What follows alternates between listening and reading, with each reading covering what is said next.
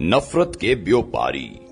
मैंने वापसी पर तारिक फातमी साहब से पूछा, क्या हम वाकई ईरान और सऊदी अरब को इकट्ठा बिठा लेंगे? तारिक फातमी संजीदा इंसान और गहरे सिफारतकार हैं। ये ज्यादा हंसते मुस्कुराते नहीं हैं, लेकिन उस दिन ये भी हंस पड़े और आहिस्ता आवाज में बोले, मुझसे ये सवाल कल मियां नवाज शरीफ ने भी पूछा था। मैंने उनसे अर्ज किया था, ये मसला सन 632 से कोई हल नहीं कर सका, हम भी नहीं कर सकेंगे, ताहम कोशिश में कोई हर्ज नहीं। मेरे मुंह से बेइख्तियार कहकहा निकल गया। ये 2016 के शुरू का वाकया है। मियां नवाज शरीफ ने भी सऊदी अरब और ईरान के दरमियान सुलह की कोशिशें शुरू कर दी।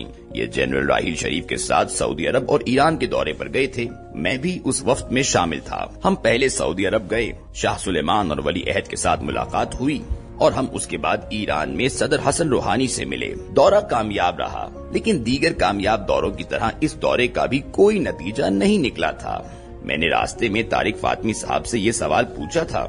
ये उस वक्त फॉरेन अफेयर्स के मुआवन खसूसी थे। फातमी साहब की बात गलत नहीं थी। सुन्नी शिया इख्तलाफ सन 632 में नबी अकरम सल्लल्लाहु अलैहि वसल्लम के विसाल के बाद फौरन शुरू हो गए थे।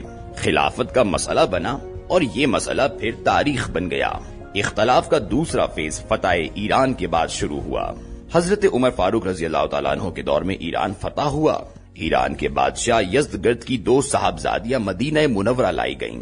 हजरत उमर ने फरमाया, ये शहजादियां हैं, चुनाचे ये शहजादों के अक़द में जाएंगी। बीबी शहरबानों का निकाह हजरत इमाम हुसैन रजी अल्लाह तआला अन्हु से हो गया और गहियान बानो हजरत मोहम्मद बिन अबू बकर रजी अल्लाह तआला अन्हु के अक़द में आ गईं।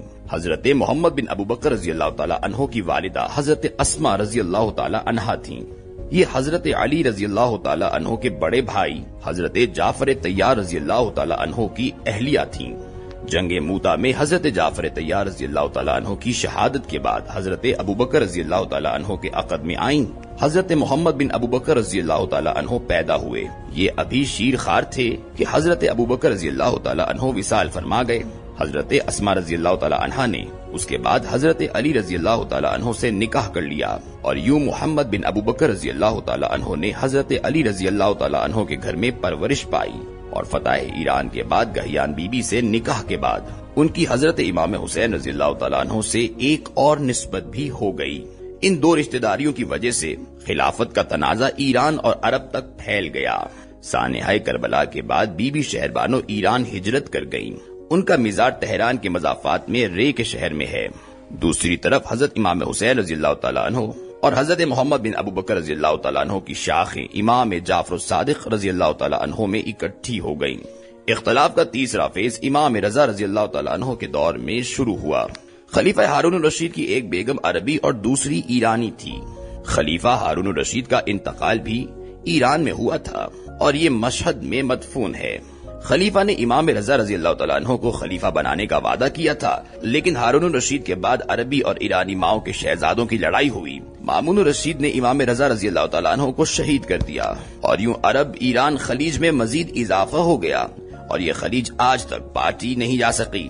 ईरानियों के बेशुमार क्लेम्स में से एक क्लेम मक्का और मदीना की अमलदारी भी है। ये इन मुकद्दस तरीन शहरों को अपनी विरासत समझते हैं, जबकि सऊदी अरब का दावा यकसर मुख्तलिफ है। चुनाचे 1400 साल से लड़ाई और इख्तलाफ चला आ रहा है और ये दावा किया जा रहा है दुनिया खत्म हो सकती है, लेकिन ईरान और सऊदी अरब एक मेज पर नहीं बैठ सकते। और ये बात किसी हद तक दुरुस्त भी थी, क्योंकि ये जुग्राफियाई या सिफारती मसला नहीं है, ये मजहबी, नस्ली और सकाफती इशू भी है। शिया इस्लाम और सुन्नी इस्लाम में बहुत फासले हैं।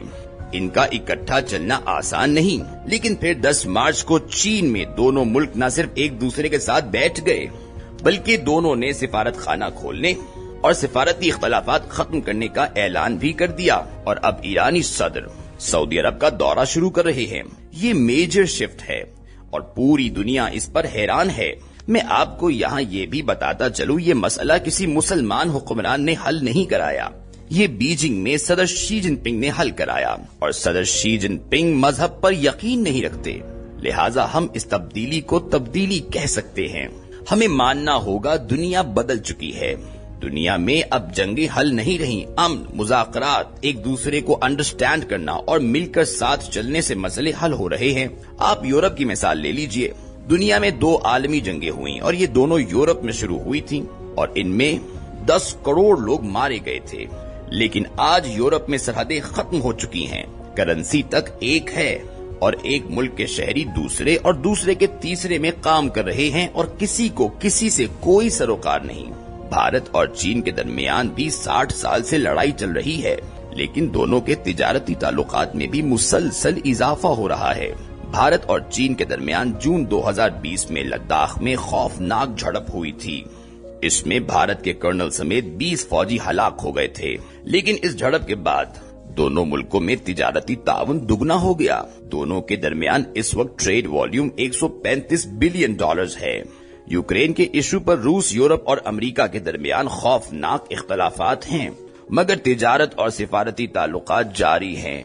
ये एक दूसरे के लिए सरहदें बंद करके नहीं बैठ गए और आप देख लीजिएगा, ये लोग मिल मिलाकर इसी साल यूक्रेन का मसला भी हल कर लेंगे। रूस और जापान के दरमियान भी सखालीन जजायर का मसला 125 साल से चल रहा है, लेकिन ये दोनों मुल्क एक दूसरे के साथ बैठते भी हैं और तिजारत भी करते हैं, जबकि हम पूरी दुनिया और एक दूसरे से नाराज बैठे हैं। हमने कभी ठंडे दिलो दिमाग से गौर किया, आखिर इसराइल और भारत के साथ हमारा मसला क्या है? इसराइल का तनाजा इस्लाम और यहूदियत का मसला नहीं था। खुलफाए राशिदीन से लेकर खिलाफत उस्मानी तक यहूदी हर दौर में मुस्लिम रियासत के शहरी रहे और मदीना मुनव्वरा के इब्तदाई दिनों के अलावा हमारी कभी उनसे जंग नहीं हुई। यहूदियों की असल लड़ाई ईसाइयों से थी, लेकिन ये आज भाई भाई हैं और हम लड़ रहे हैं। लेकिन रुकिए, ये लड़ाई भी अब पाकिस्तानी इसराइली बन चुकी है। फलस्तीन में यहूदियों और अरबों का इशू था, लेकिन अरब उनके साथ बैठ चुके हैं। यूएई, ओमान, तुर्की, मिस्र, उर्दन और शाम से इसराइल के लिए बाकायदा फ्लाइट्स चलती हैं। दुबई ने इसराइली कंपनियों को सरमायाकारी की इजाजत दे दी है, लेकिन पाकिस्तान में इस इशू पर बात तक जुर्म है। आप बात करके देख लें, आपको यहूदी एजेंट करार दे दिया जाएगा। हम ये तक सोचने के लिए तैयार नहीं हैं। हमने जिन लोगों की मोहब्बत में इसराइल को तस्लीम नहीं किया, वो एक दूसरे के साथ सरहदें खोल कर बैठे हैं, जबकि हम आज भी इस इशू पर बात नहीं कर सकते। क्यों? हमने भारत के साथ लड़कर भी 75 साल जाया कर दिए हैं। हमें क्या मिला? हम आज $1 बिलियन के लिए IMF के सामने नाक रगड़ रहे हैं, जबकि भारत के एक बिजनेसमैन गौतम अडानी को सिर्फ एक हफ्ते में $100 बिलियन का नुकसान हुआ और इंडिया में ऐसे 276 बिजनेसमैन हैं। हमारा पेट्रोल, गैस, बिजली और कपास पूरी नहीं हो रही, जबकि ईरान, उज्बेकिस्तान, ताजिकिस्तान और कजाकिस्तान ग्राहकों का रास्ता देख रहे हैं। इसराइल हमसे पूछता है, भाई साहब, अरब हमारे साथ बैठे हैं, आपको क्या मसला है? भारत भी बार बार कह रहा है, आप इश्यूज लॉक करें और सरहदें खोलें। ईरान और रूस हमें पेट्रोल और गैस देना चाहते हैं। चीन गवादर में इंटरनेशनल शहर आबाद करना चाहता है। यूरोप हमारे हुनरमंदों के लिए मुल्क खोलना चाहता है और अमेरिका पाकिस्तान में अमन और खुशहाली देखना चाहता है।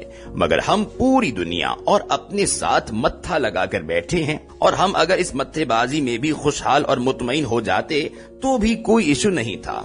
हमसे तो आज अपनी रोटी पूरी नहीं हो रही, लिहाजा फिर हमें इस मत्थेबाजी का क्या फायदा हुआ? मेरी पूरी कौम से दरखास्त है, जनाब, मुकालमा शुरू करें, सोचना समझना भी शुरू करें, मुल्क को दुनिया के लिए खोलें, भारत से डायलॉग शुरू करें, इसराइल से भी मुज़ाकरात करें, ईरान, चीन, रूस और अमेरिका से नए सिरे से बातचीत करें, अफगानिस्तान से भी खुले दिल के साथ गुफ्तगू शुरू करें, शिया सुन्नी डायलॉग भी करें। पाकिस्तान के नाराज ग्रुप, वो ख्वाब बलोच अलहदगी पसंद हो या तहरीक तालिबान पाकिस्तान हो, आप उनके साथ बैठें। ये अगर किसी सोल्यूशन की तरफ आते हैं तो 100 बिस्मिल्लाह, और अगर नहीं मानते तो एक ही बार मुकम्मल ऑपरेशन करें। मंजूर पश्तीन ग्रुप के साथ भी डायलॉग शुरू करें और इमरान खान के साथ भी बैठें। आखिर उसकी बात सुनने में क्या हर्ज है? मियां नवाज शरीफ और इमरान खान के दरमियान डायलॉग क्यों नहीं हो सकता? अगर 18वीं तरमीम में कोई खराबी है तो उसे ठीक क्यों नहीं किया जा सकता? और आर्मी चीफ और चीफ जस्टिस एक दूसरे के साथ क्यों नहीं बैठ सकते? हम इस मुल्क को एडहॉक बुनियादों पर क्यों चला रहे हैं? हमारी दौड़ $2-4 बिलियन तक क्यों रहती है? हम इस मुल्क को मजबूत बुनियादों पर खड़ा क्यों नहीं करते? हम क्यों नफरत के व्यापारी बनकर रह गए हैं? आज अगर सऊदी अरब और ईरान इकट्ठे बैठ गए हैं तो हम क्यों नहीं बैठ सकते? ये याद रखें, दुनिया में गुफ्तगू और डायलॉग के सिवा कोई रास्ता नहीं। ये रास्ता इख्तियार करें, हम कहीं न कहीं पहुंच जाएंगे, वरना यूं ही दम घुट कर मर जाएंगे। नोट, जुलाई 2023 में हमारा ग्रुप इंग्लैंड जा रहा है। आप इस ग्रुप का हिस्सा बनने के लिए इन नंबर्स पर राब्ता कर सकते हैं 03091111 211, 0301 333 4562।